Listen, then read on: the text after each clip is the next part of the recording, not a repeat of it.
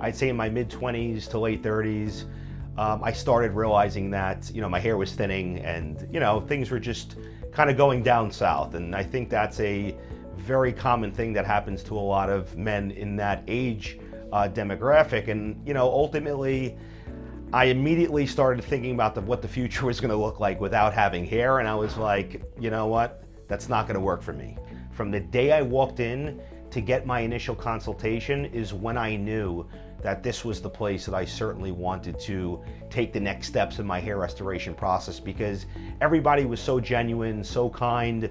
I really felt that they knew the level of concern that I was having, and they really did want to do everything that they can do to help me. And, just really after meeting the team and after kind of getting the vibe and different energy that everybody was giving off, that's when I knew. I said, you know what? I'm moving forward with it. And to be honest, I think that I booked my procedure maybe like a day or so after my consultation. That's how excited I was about it.